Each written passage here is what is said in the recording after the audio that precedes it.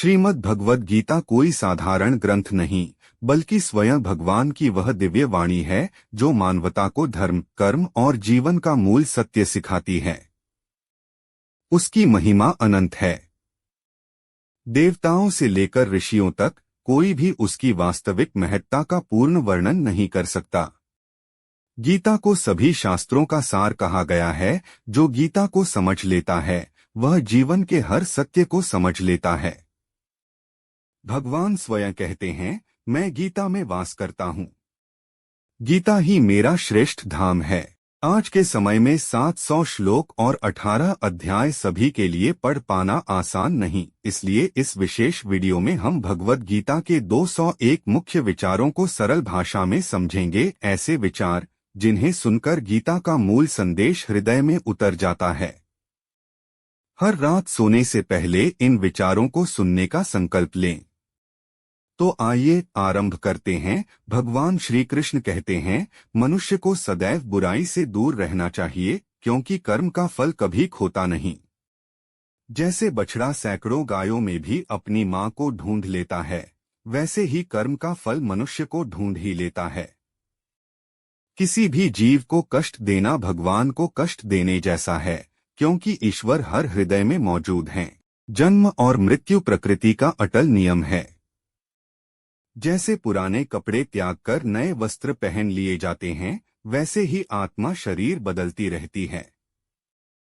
ज्ञानी व्यक्ति न मृतकों का शोक करते हैं, न जीवितों का, क्योंकि आत्मा न मरती है न जन्म लेती है।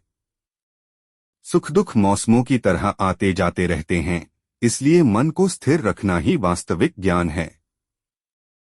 जीवन हो या युद्ध, सफलता धर्म, धैर्य और साहस से मिलती है। महानता जन्म से नहीं, अच्छे कर्मों से मिलती है। सहारे चाहे कितने भी सच्चे हों, साथ हमेशा अपनी शक्ति ही देती है। मित्रता का मूल्य धन से नहीं, विपरीत परिस्थिति में साथ देने से होता है। धर्म चाहे कोई भी हो, कर्म अच्छे होने चाहिए। खुश होकर काम करोगे तो खुशी अपने आप मिलेगी।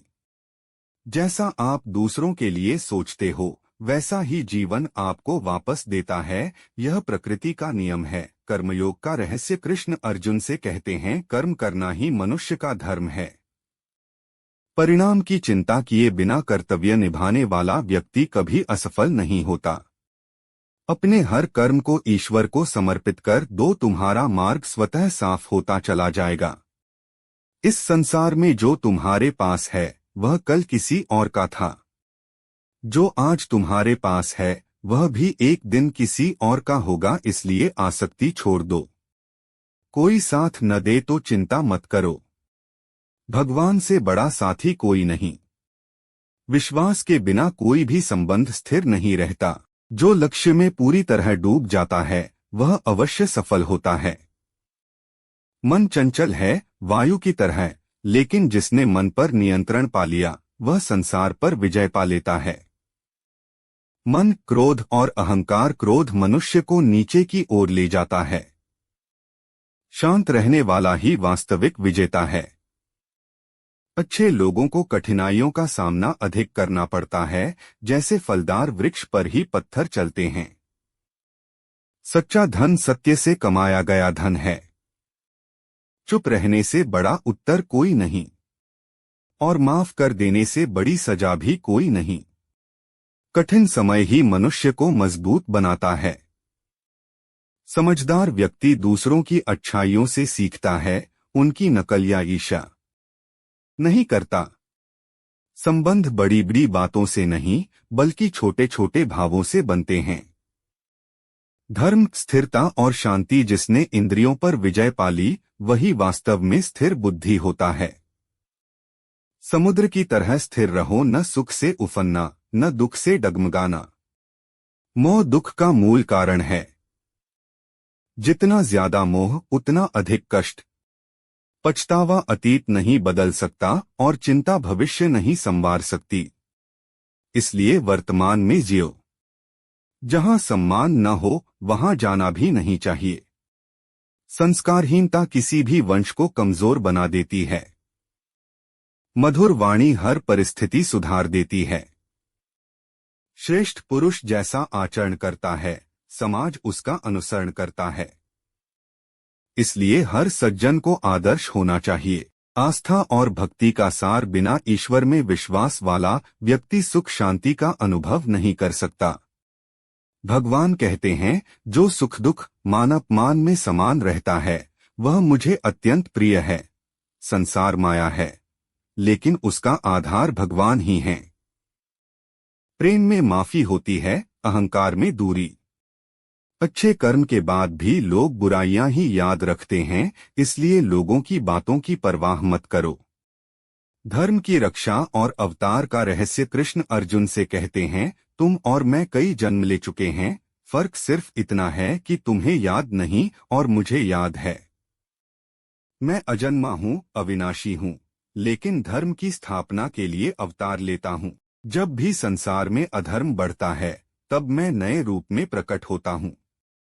भक्त मुझे जिस भाव में याद करते हैं मैं उसी रूप में उनके पास पहुँच जाता हूँ।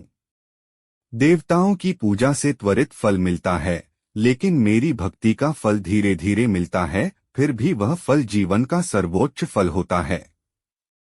सच्चा भक्त कौन? जो प्रेम से पत्र, पुष्प, फल, जल अर्पित करता है, मैं उसके प्रेम को स्वीकार करता हूँ।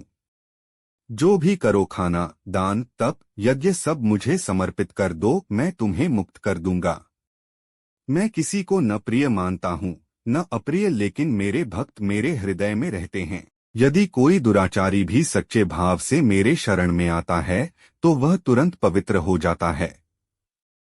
जीवन के अनमोल सत्य, अच्छी नीयत से किया गया कार्य कभी व्यर्थ नहीं जाता। अपनी क्षमता पहचानो, हर व्यक्ति में कुछ दिव्य होता है। जिसने हार नहीं मानी उसे कोई हरा नहीं सकता। बुरे कर्म किए नहीं जाते, अपने आप हो जाते हैं और अच्छे कर्म करने पड़ते हैं। प्रशंसा प्रेरित करती है और आलोचना सुधारना सिखाती है। तामसिक और राजसिक गुण दुख बढ़ाते हैं, सात्विकता ही शांति देती है। तुम्हारा क्या खोया? कुछ भी साथ नहीं लाए थे, सब यहीं का है, यहीं रह जाएगा। परिवर्तन ही संसार का नियम है। अंतिम और श्रेष्ठ उपदेश भगवान श्री कृष्ण कहते हैं, यदि तुम इस गीता का सार अपने जीवन में अपनाते हो तो पापों का नाश और शुभ फल की प्राप्ति निश्चित है। जो इस ज्ञान को दूसरों तक पहुंचाता है वह मेरा परम प्रिय हो जाता है। श्रद्धा से इसका श्रवण करने वाला भी मेरे धाम को प्राप्त होता है।